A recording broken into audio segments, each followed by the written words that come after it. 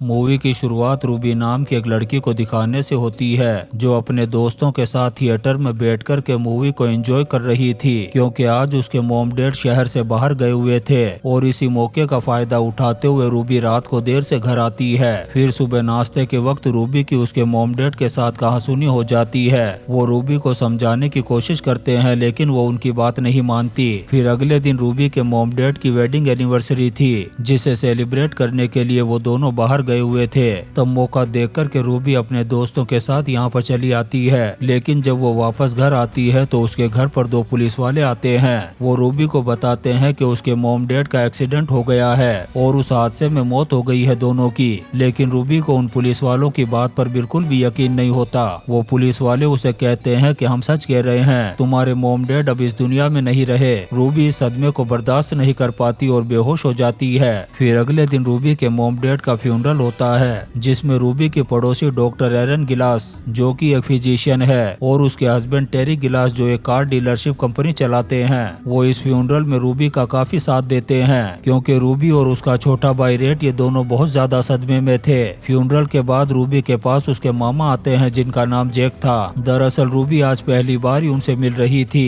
क्योंकि उसकी मॉम ने जैक के बारे में रूबी को बताया तो था, लेकिन रूबी अपने मामा से कभी मिली नहीं थी। यहाँ रूबी के मामा उसे कहते हैं कि अगर तुम्हें किसी चीज की जरूरत पड़े या फिर किसी चीज की कमी हो तो मुझे बेझिझक बता देना। रूबी जैक से कहती है कि आप इतने सालों में हमसे मिलने क्यों नहीं आए। तब जैक कहता है कि तुम्हारी माँ और मेरे बीच में कुछ गलतफहमियां पैदा हो गई थी जिस वजह से हम दोनों की आपस में कभी बनती ही नहीं थी, लेकिन अगर तुम्हें किसी चीज की जरूरत हो तो मुझे बता देना। तब रूबी थैंक्स कहती है और अपने घर चली जाती है। तभी एक लॉयर आता है रूबी के पास और उसे बताता है कि तुम्हारे मॉम डैड का एक इंश्योरेंस था जिसकी वजह से अब तुम्हारे पास पैसों की कोई कमी नहीं होगी और अब तुम्हारा ध्यान रखेंगे तुम्हारे पड़ोसी एरन और टेरी जो कि तुम्हारे गार्जियन होंगे। फिर ये सब अगले दिन इस शहर छोड़कर दूसरे शहर मेलिबोर्न में शिफ्ट हो जाते हैं ताकि इस शहर में उसकी मॉम डैड की यादें उन्हें परेशान न कर सके और ये अपनी जिंदगी में आगे बढ़ सके। इसके बाद हम एरन और टेरी के एक बहुत बड़े घर को देखते हैं जिसका नाम था ग्लास हाउस। घर जाने के बाद ये लोग रूबी और रेड को सेपरेट रूम देने की बजाय एक ही रूम देते हैं। जब ये सब मिलकर के खाना खाते हैं तो रूबी और रेड को ये खाना बिल्कुल भी पसंद नहीं आता।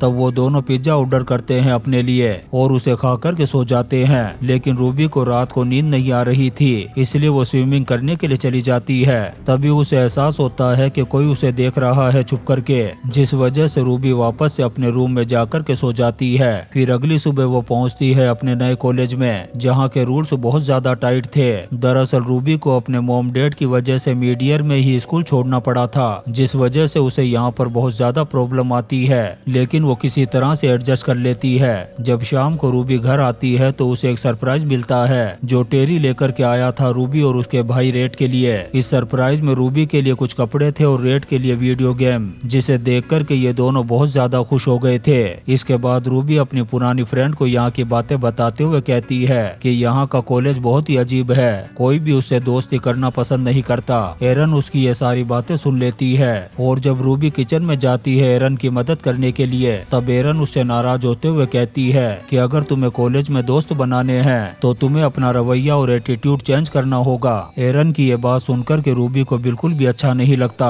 और वो वहाँ से चली जाती है। फिर रात को रूबी जब फिर से स्विमिंग कर रही होती है तब वो टेरी को देखती है जो उसे अजीब नजरों से देख रहा था। तब रूबी अनकंफर्टेबल महसूस करती है और पानी से बाहर आ जाती है। तब टेरी उसे कहता है कि आज के बाद तुम रात को स्विमिंग मत करना। इसके बाद रूबी चली जाती है सोने के लिए, लेकिन नींद में उसे बहुत ही अजीब और डरावने सपने आते हैं जिसमें वो अपने मॉम डैड को भी देखती है। अब अगले दिन रूबी के कॉलेज में रेस ड्राइविंग की क्लास थी जिसमें बहुत सारे लोगों के एक्सीडेंट के फोटोज को दिखाया जा रहा था, जिसे देख कर के वो बुरी तरह से घबरा जाती है और इस वजह से वो रात को खाना भी नहीं खा पाती। एरन जब इस चीज को देखती है तो उसे टेंशन होने लगती है रूबी की और वो उसके पास जाकर के पूछती है कि बेटा क्या हुआ तुमको। तब रूबी उसे कहती है कि आज मेरी तबीयत थोड़ी खराब है। अब एरन जबकि एक डॉक्टर थी इसलिए वो उसकी परेशानी को समझ जाती है, इसलिए वो रूबी को ले जाती है अपने रूम में और बहुत सारी दवाइयों में से एक दवाई निकाल करके देती है। उस दवाई को लेने के बाद रूबी को नींद आ जाती है, लेकिन आधी रात को आँख खुल जाती है उसकी और उसे प्यास लगने लगती है। जब वो पानी पीने के लिए अपने रूम से बाहर जाती है तो एरन और टेरी को देखती है जो किसी बात को लेकर के झगड़ा कर रहे थे। तभी टेरी रूबी को देख लेता है ऊपर तब रूबी घबरा जाती है और वापस रूम में जाकर के सो जाती है। फिर जब वो अगले दिन कॉलेज जाती है तो नए दोस्त बनाने की कोशिश करती है, लेकिन वहाँ का तो माहौल ही कुछ अलग था। उससे कोई भी सही तरीके से बात ही नहीं कर रहा था। इसके बाद वो घर आती है और रूम में चली जाती है अपने। फिर रात को टेरी उसके पास आता है और कहता है कि आज मेरे ऑफिस में पार्टी है तो क्या तुम मेरे साथ चलोगी। वो उसे कहता है कि मैंने एरन से भी पूछा था लेकिन उसके पास टाइम नहीं था, इसलिए उसने मुझे कहा कि तुम रूबी को अपने साथ ले जाओ। हालांकि रूबी उसके साथ जाना नहीं चाहती थी, पर टेरी उसे मना लेता है अपने साथ चलने के लिए। रास्ते में टेरी अपनी गाड़ी को मोड़ लेता है एक रेस्टोरेंट की तरफ और रूबी को वहाँ पर ले जाता है डिनर करने के लिए। यहाँ पर वो रूबी से कहता है कि कल रात को मेरा और एरन का झगड़ा चल रहा था जिसकी वजह से तुम्हारी आंख खुल गई होगी, लेकिन तुम इस चीज की बिल्कुल भी टेंशन मत लेना। यहाँ पर टेरी रूबी से कुछ बातें करके और खाना खाने के बाद वापस घर की तरफ निकल जाता है। रास्ते में टेरी गाड़ी को बहुत तेज स्पीड में चला रहा था। तब रूबी उसे कहती है कि प्लीज गाड़ी को धीरे चलाओ। तभी अचानक से टेरी गाड़ी को रोक देता है और करीब आने की कोशिश करता है रूबी के, जिससे वो बुरी तरह से घबरा जाती है। लेकिन टेरी अपना सीट बेल्ट लगा करके निकल जाता है घर की तरफ। घर आने के बाद रूबी एरन को देखती है जो अपने आप को ही इंजेक्शन लगा रही थी। इन सब चीजों से परेशान होकर के रूबी वापस अपनी सिटी में जाती है अपने लॉयर से मिलने। रूबी उसे एरन और टेरी की हरकतों के बारे में बताती है, लेकिन लॉयर को लगने लगता है कि शायद रूबी अपने मॉम डैड के सदमे से अभी तक बाहर नहीं आई है, इस वजह से वो मेंटली बहुत ज्यादा डिस्टर्ब हो रही है। वो रूबी को समझाता है कि अगर तुम ग्लास हाउस में नहीं रह पा रही हो तो सिटी की गवर्नमेंट से तुम्हें अपने हिसाब से गार्जियन सेलेक्ट करके देगी, जिससे तुम बहुत ज्यादा परेशानी में पड़ जाओगी। ये सुनने के बाद रूबी यहाँ से चली जाती है, लेकिन उसके लॉयर को उसकी बहुत ज्यादा फिक्र हो रही थी, इसलिए वो टेरी को कॉल करके रूबी और रेड का अच्छे से ख्याल रखने के लिए कहता है। जब रूबी वापस घर आती है तब एरन समझाती है उसे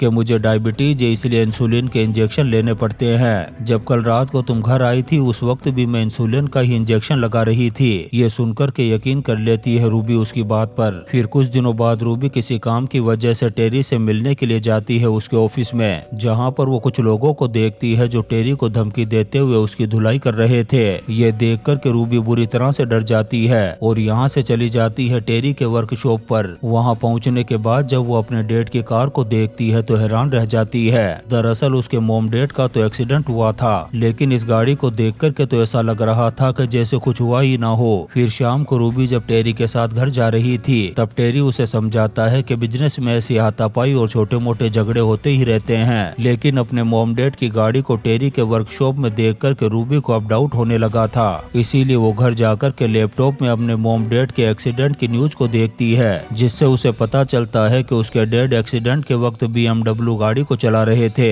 लेकिन उसके पेरेंट्स के पास तो ऐसी कोई गाड़ी थी ही नहीं। अब रूबी कॉल करती है अपने लॉयर को और उससे पूछती है कि एक्सीडेंट के दिन उसके डैड किसकी गाड़ी चला रहे थे। उसी रात रूबी को अपने कॉलेज का कुछ होमवर्क कंप्लीट करना था।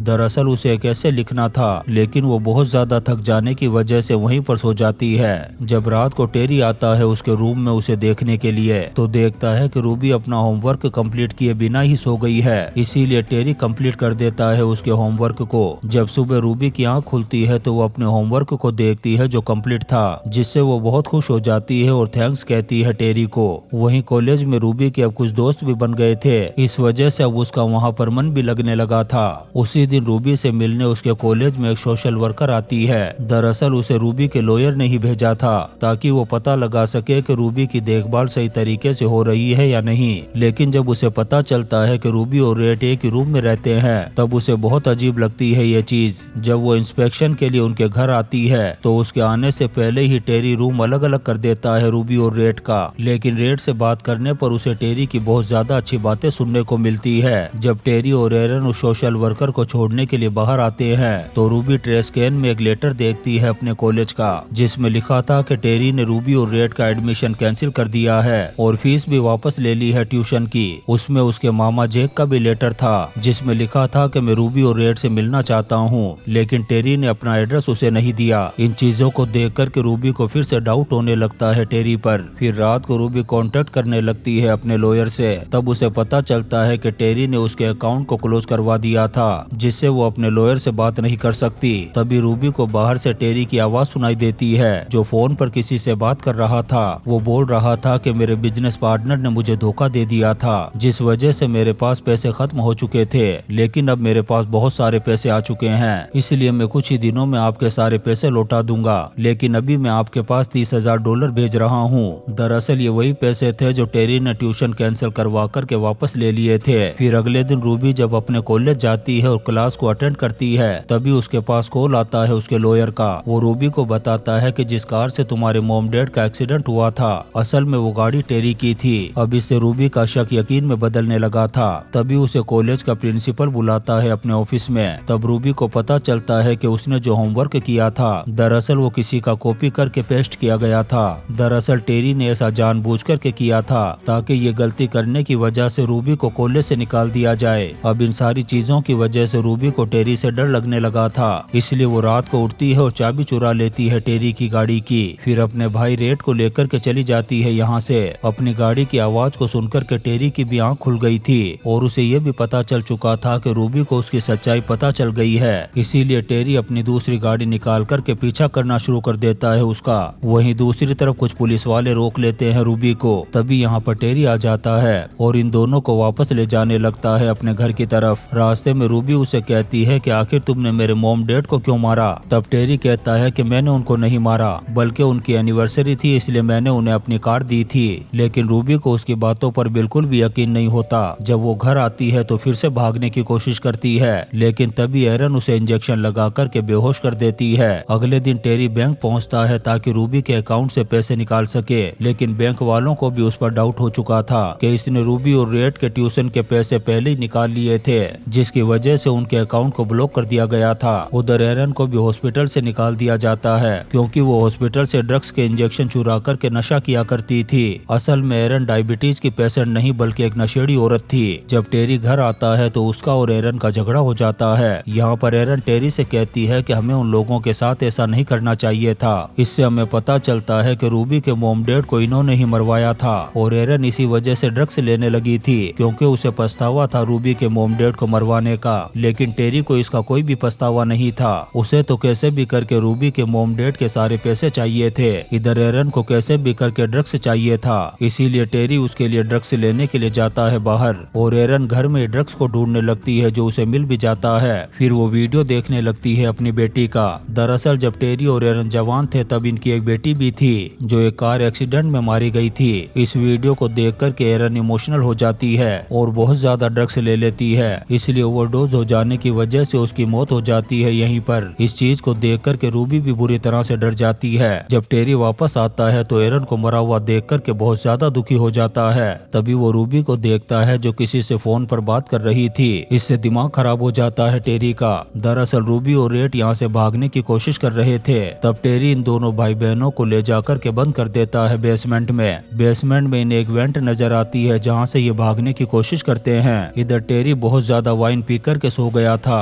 अब इसी मौके का फायदा उठा कर के वो दोनों बाहर आते हैं और टेरी की गाड़ी की चाबी चुराने की कोशिश करते हैं। तभी रूबी का लॉयर आ जाता है यहाँ पर, जो टेरी से कहता है कि तुम कुछ गड़बड़ कर रहे हो। इतने में ही दो खतरनाक गैंगस्टर आ जाते हैं टेरी से पैसे मांगने के लिए, जिन्हें रूबी ने ही बुलाया था। ये कहकर के कि टेरी शहर छोड़कर के भाग रहा है। उन गैंगस्टर को देखकर के टेरी उस लॉयर को अपना पार्टनर बता देता है कि इसी ने चुराए थे मेरे सारे पैसे। ये देखकर के वो वकील वहाँ से खिसकने की कोशिश करता है, लेकिन वो गैंगस्टर काम तमाम कर देते हैं उसका। इसके बाद वो पकड़ कर के ले जाने लगते हैं टेरी को। वो टेरी की ही गाड़ी में बैठ कर के जाने लगते हैं यहाँ से, लेकिन रूबी ने गाड़ी के ब्रेक पहले ही फेल कर दिए थे, जिस वजह से एक्सीडेंट हो जाता है उस गैंगस्टर और टेरी का। इसके बाद रूबी और रेड यहाँ से पैदल ही जा रहे थे। तभी एक पुलिस वाला लिफ्ट देख कर के इन्हें अपने साथ ले जाता है। तब वो रास्ते में एक गाड़ी को देखता है जिसका बहुत ही भयानक एक्सीडेंट हुआ था। जब वो गाड़ी रोक कर के देखने के लिए जाता है तभी हम टेरी को देखते हैं जो अभी तक जिंदा वहीं खड़ा था।